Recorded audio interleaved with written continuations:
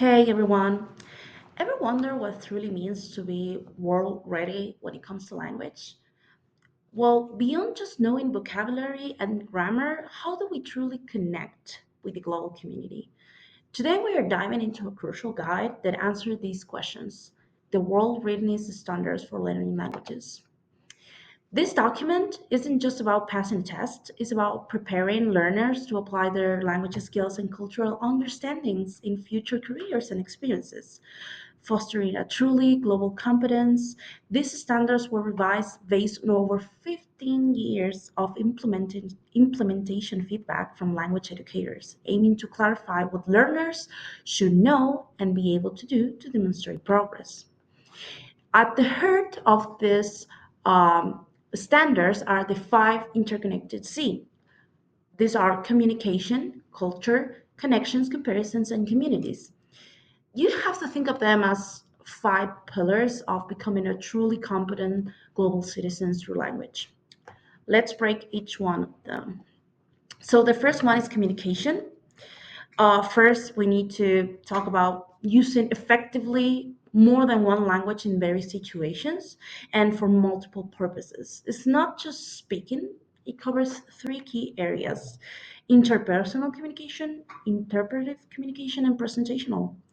The interpersonal one is where you interact and negotiate meaning in a spoken, sign, or written conversations to share information and reactions, feelings, opinions. Let's say you have a live video chat with a friend you met online from another country. You discuss your favorite foods in their native language. That's interpersonal communication in action. Interpretive communication involves understanding and interpreting and analyzing what you hear, read, or view in a variety of topics. Let's say you are listening to a podcast in Spanish about renewable energy or reading news in an article in French about current events, and you fully grasp the content. That's interpretive. And lastly, we have presentational communication. Here's where you present the information, concepts, and idea to inform, explain, persuade, and narrate, adapt your message to different audiences and media. Let's say you prepare a presentation in German about your home country's unique holidays to a class of German speakers. That will be presentational communication. So the next one is culture. So this whole area focuses on interacting with the cultural competence and understanding.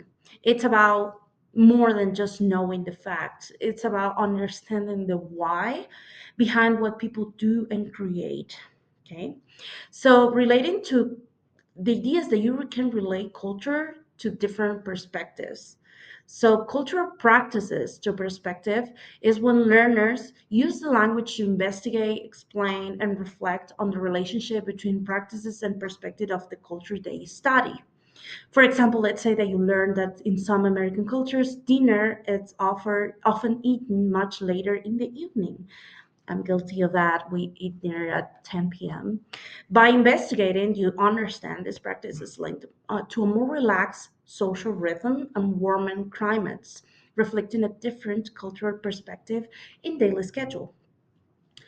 Then we can also relate cultural products to perspective, and it's very similar. You use the language to investigate and explain and reflect on the relationship between the products, like art, literature, or tools, and the perspective of those cultures. For example, let's say you analyze a traditional Japanese haiku poem in its original language to understand the cultural value placed on nature, brevity, and seasonal change. Okay, so the next one is connection. Okay, this is our third C.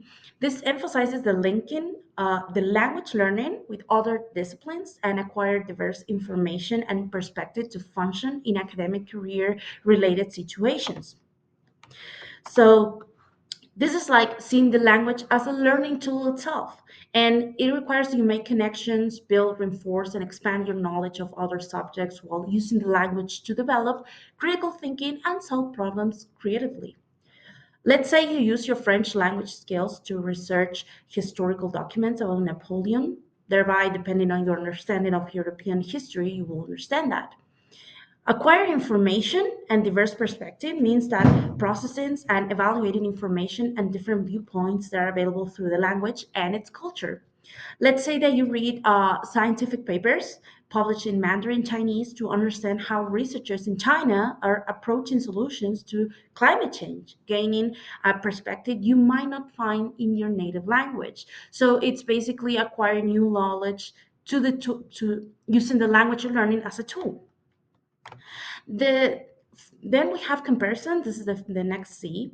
And this area helps you to develop insight into the very nature of the language and culture itself, enabling you to interact with greater cultural competence. So in this area, language comparisons, learners use the language to investigate, explain, and reflect on the nature of language by comparing it to the language study on their own.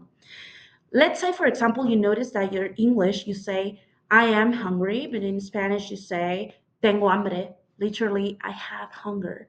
This comparison reveals different linguistics approaches to expressing needs.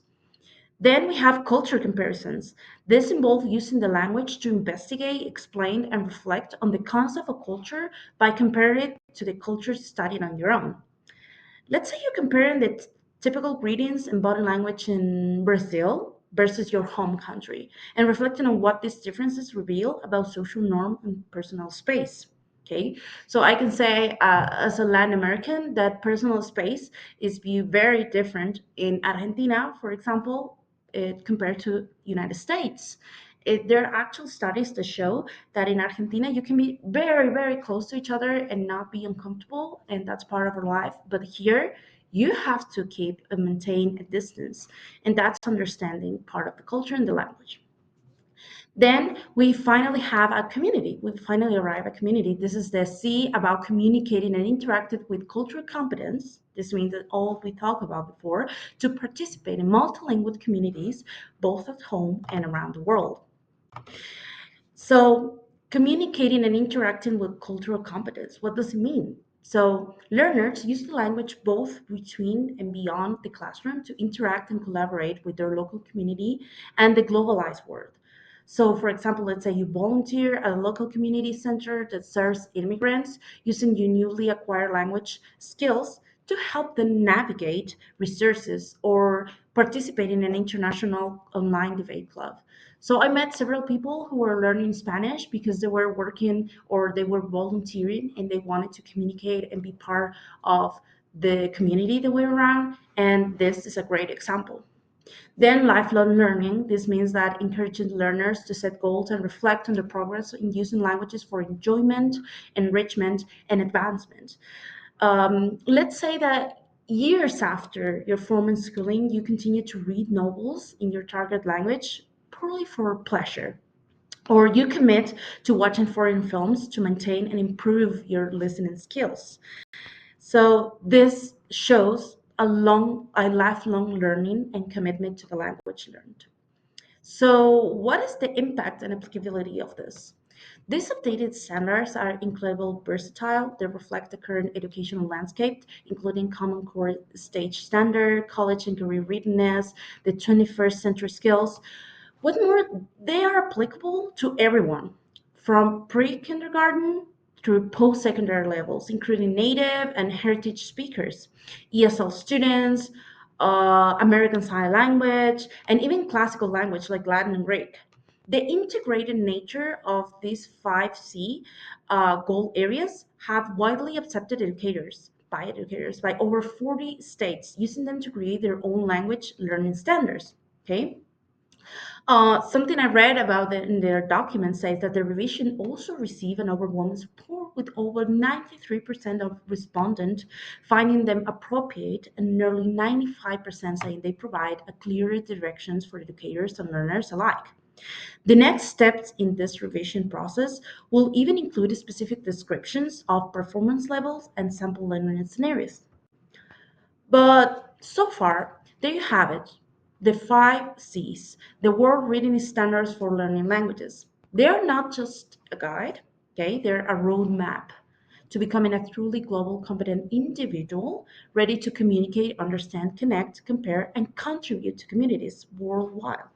Whether you're a student, educator, or just curious, these standards offer a profound perspective of what it means to truly learn a language. Okay, to explore the full documents and learn even more, please visit www.actfl.org. So personally, I want to close this video by saying, as an educator, I found this 5C so refreshing, and they gave me a perspective to education that I never had before reading this document. And I encourage all educators out there to please revise them and take it into account when planning their lessons, and you will find that language learning is more than just filling the gaps. Okay, thank you for watching.